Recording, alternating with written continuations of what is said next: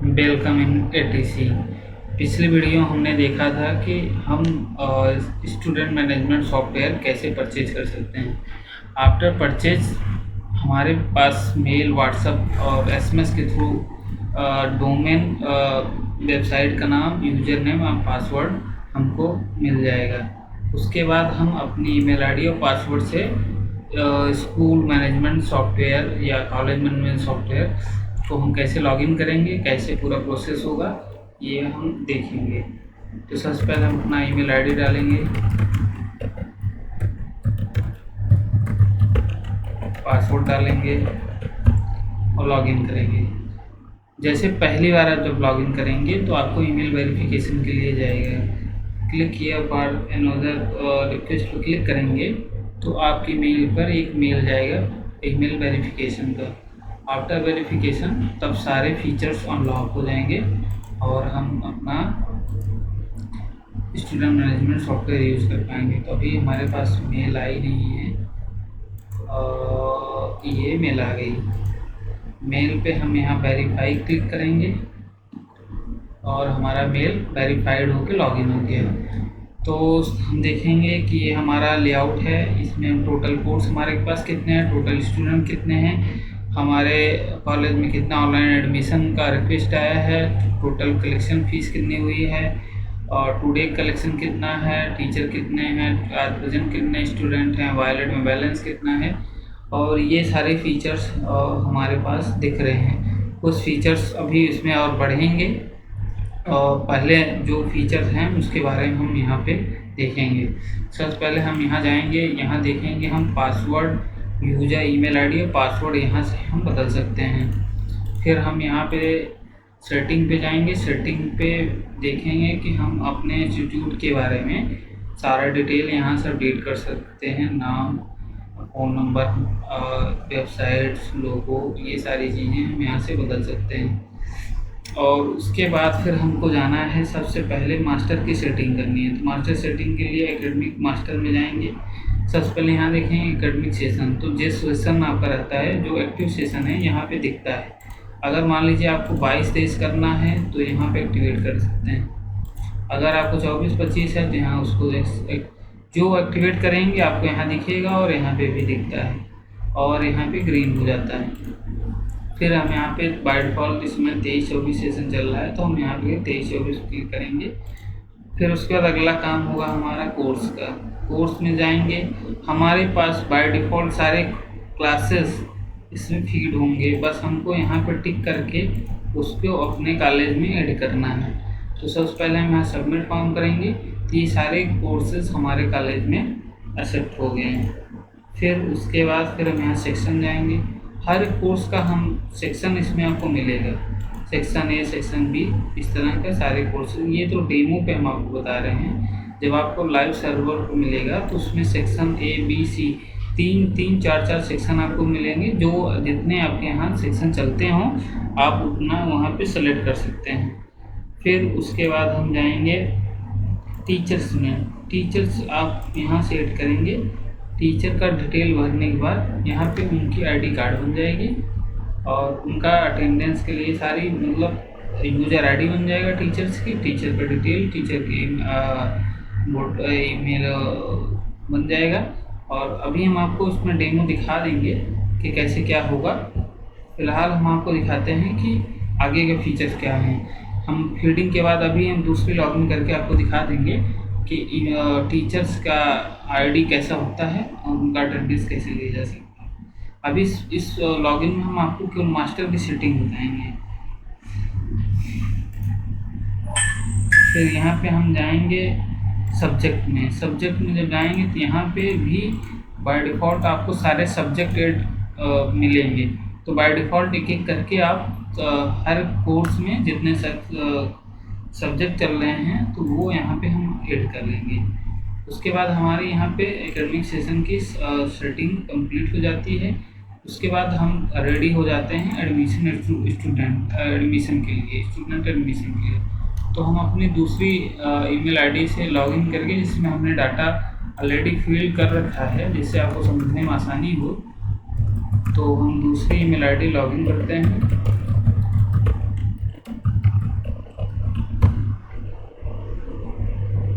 अब देखेंगे हमारे यहाँ पे 7 कोर्स ऑलरेडी हैं, 3 स्टूडेंट हैं, ऑनलाइन एडमिशन 0 है और टोटल फीस कलेक्शन 2100 रुपये है, 2 डे का कुछ नहीं है।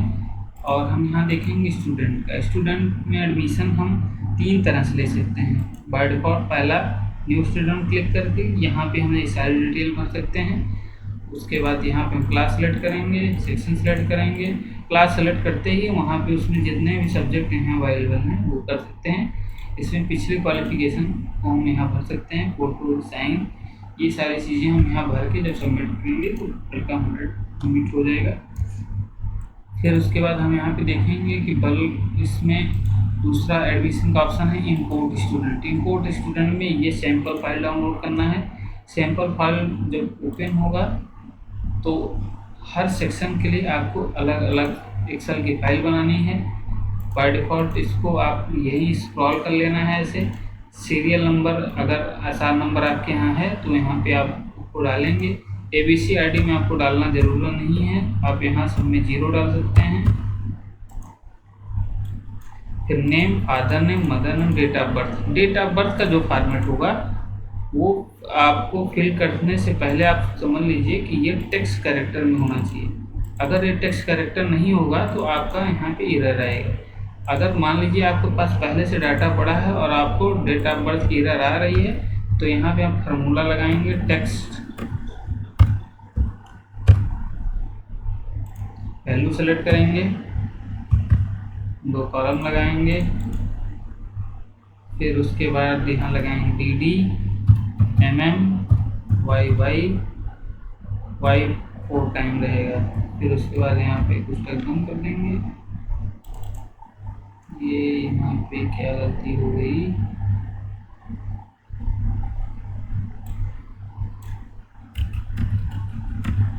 Text,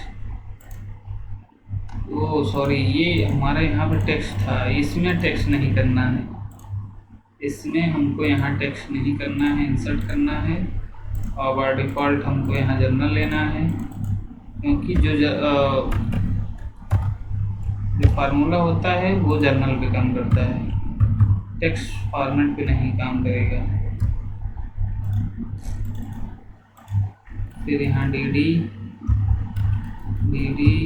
MM, YY।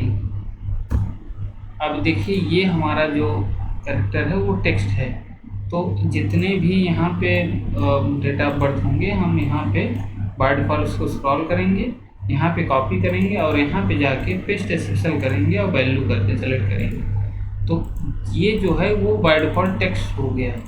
अब ये कन्वर्ट आपको चेक करना है कि ये टेक्स्ट में हुआ है कि नहीं।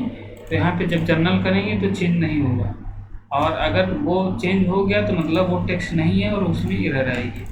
तो इस तरह आपको फॉर्म भरना है और उसमें Aadhaar card, sex, category, relation, religion, nationality, occupation, mobile, WhatsApp, email, password, address, state का code, district code, by default यही आप सब में स्क्रॉल कर देंगे, और पिन कोड। ये सारी चीज़ें डालने के बाद आप उसको सेव करेंगे। सेव करने के बाद जब आपको इंपोर्ट करना होगा तो आप उस क्लास को सिलेक्ट करेंगे, उस सेक्शन को सिलेक्ट करेंगे जिसकी फ़ाइल है। फिर यहाँ से फाइल उसको चूज़ करेंगे, यहाँ पे फाइल सिंपल अपलोड करेंगे, वो बाय डिफ़ॉल्ट अपलोड हो जाएगी। अब इस ऑप्शन एक्शन में जाएंगे तो हम यहाँ पे देखेंगे bulk ID card. Bulk ID card 2 तरह की ID कार्ड आपकी बन जाएगी, ID कार्ड 1 और ID कार्ड 2। आप यहाँ पे देखिए 2 तरह की हमारी ID कार्ड बन के तैयार हो गई।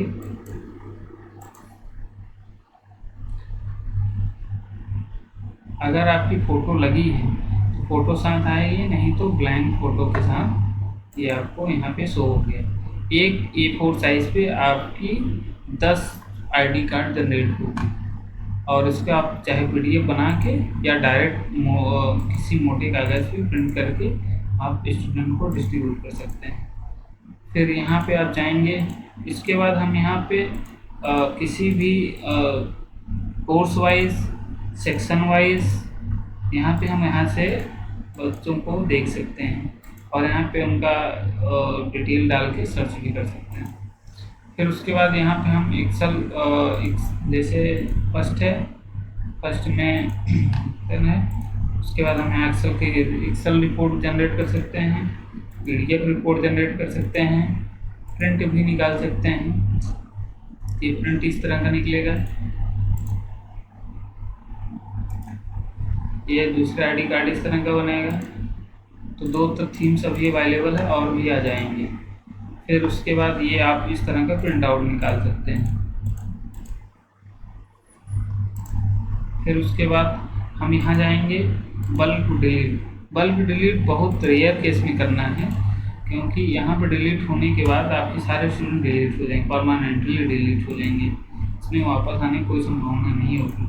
तो ये तभी यूज करिए जब अगर आप किसी का फीस ना लिए हों या कि कोई भी एक्टिविटी एडमिशन के बाद स्टूडेंट के ऊपर कोई भी एक्टिविटी ना किया गया हो, तब आप इसका यूज कर सकते हैं। जैसे मान लीजिए बल्क में एक्सेल में इंपोर्ट करते वक्त आप किसी और सेक्शन का लड़का किसी और सेक्शन में चला गया, तो उस केस में आप इसका यूज करके डिलीट कर सकते हैं। यहाँ पे एक साथ डिलीट हो जाएंगे, यहाँ रिमूव क्लिक करेंगे, रिमूव हो जाएगी सारे बच्चे। फिर उसके बाद ऑनलाइन एडमिशन में हर इंस्टीट्यूट का अपना एक वेबसाइट की लिंक, ऑनलाइन एडमिशन की लिंक होगी। उसमें इस तरह की आपकी वेबसाइट पे इस तरह की लिंक मिलेगी, उस पर लड़का फॉर्म भरेगा, उसका प्रिंट आउट निकलेगा, तो वो सारे बच्चे आपका ऑनलाइन स्टूडेंट वाले सेक्शन में दिखाई देंगे। यहाँ पे वहाँ जितने लड़के होंगे यहाँ पे ऑप्शन आएंगे, उनको अप्रूव करने का ऑप्शन आएगा। जब अप्रूव करेंगे तब वो लड़का आपके यहाँ एडमिशन उसका हो जाएगा। फिर उसके बाद यहाँ पे हमारा स्टूडेंट प्रमोशन का है। तो LKG मान लेते हैं फर्स्ट A, और इसको हमको 23-24 का डाटा है, तो 24-25 में हमको उसको क्लास 2 में फॉरवर्ड करना है। तो प्रमोशन क्लिक करेंगे। अगर वो प्रमोटेड है तो यहाँ पे स्टेटस दिखाई देगा, और नहीं तो नॉट प्रमोटेड दिखाएगा, और ये चेक बॉक्स ऑन हो जाएगा। तो यहाँ चेक बॉक्स में टिक करना है और सारे सब्जेक्ट यहाँ यूज सेलेक्ट करके वहाँ सबमिट करेंगे, तो वो बाय डिफॉल्ट प्रमोट हो जाएगा। और अगर उसमें ऑलरेडी प्रमोट हो चुका है तो यहाँ पे प्रमोटेड दिखाएगा। फिर उसके बाद हम जाएंगे फीस सेक्शन में, हम बाद में बात करते हैं, पहले और सब्जेक्ट बात कर लेते हैं। सिलेबस पे हम यहाँ पे सिलेबस अपलोड करते हैं। क्लास के लिए वीडियो क्लासेस हम यहाँ अपलोड कर सकते हैं। वीडियो का URL आप गूगल पे Vimeo, विस्टा, डेलीमोशन, इन सब का वेबसाइट का उपयोग करके उनका वीडियो अपलोड करके उस पर URL यहाँ लगा सकते हैं, जो आपके बच्चों को पढ़ने में आसानी हो जाएगी। फिर उसके बाद यहाँ पे आप होमवर्क अपने बच्चों को दे सकते हैं, डेली वाइज, क्लास वाइज। फिर यहाँ पे स्टूडेंट का अटेंडेंस का ऑप्शन है, तो यहाँ पे स्टूडेंट का अटेंडेंस हम यहाँ से ले सकते हैं।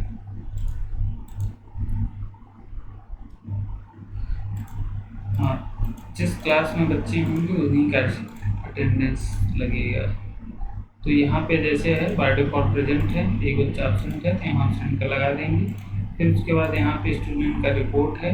स्टूडेंट का जो रिपोर्टिंग है वो मंथली होता है, उनकी रिपोर्टिंग मंथली होगी। और इस तरह का आपका ये प्रिंट आउट निकल जाएगा।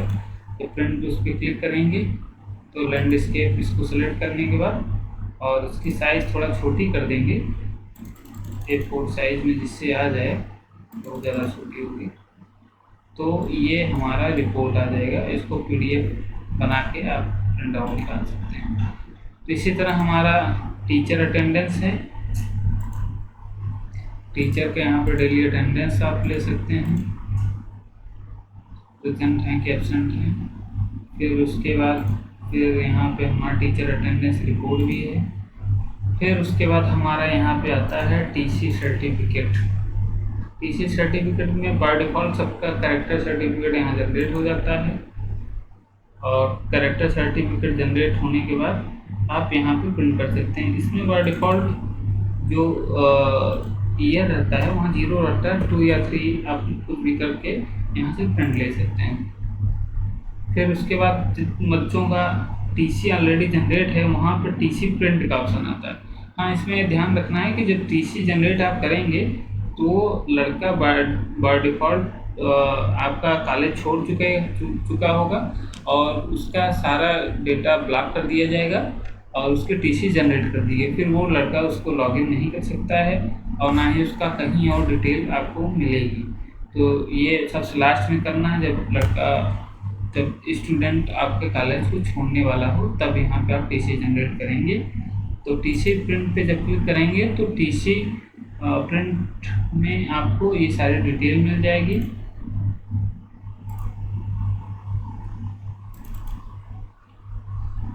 ये इस तरह फॉर्मेट आपको अभी आगे चल के 2-3 फॉर्मेट मिल जाएगा।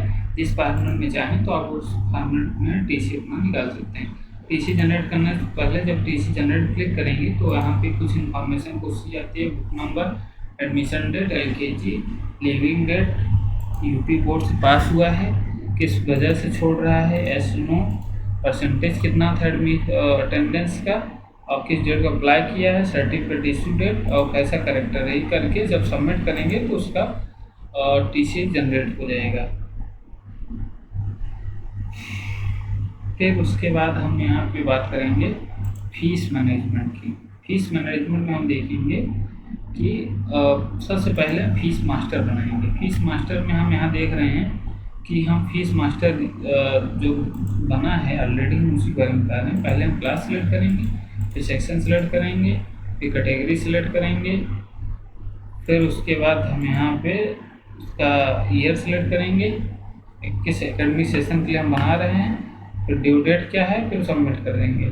सबमिट करने के बाद ये हर क्लास के लिए आपको एक ही फीस मास्टर बनाना है। फिर उसके बाद उस फीस मास्टर में कितनी तरह के हम एडमिशन फीस रखे हैं। जैसे मान लीजिए हमारा फर्स्ट क्लास के लिए सितंबर फीस, अगस्त फीस, एग्जामिनेशन फीस, जुलाई फीस, तो इतनी तरह की फ़ीसें हमने उसमें लगा रखी हैं। जब आप यहाँ सेलेक्ट करेंगे तो जितनी फ़ीस ग्रुप रहेगी यहाँ दिखेगी। फिर उसके बाद हम यहाँ पे उस सेशन ईयर सेलेक्ट करेंगे, फीस टाइप नाम लिखेंगे, टाइप में नाम जैसे मान लीजिए जुलाई, अगस्त, सितंबर, अक्टूबर। अब यहाँ पे हम डालेंगे अक्टूबर फीस।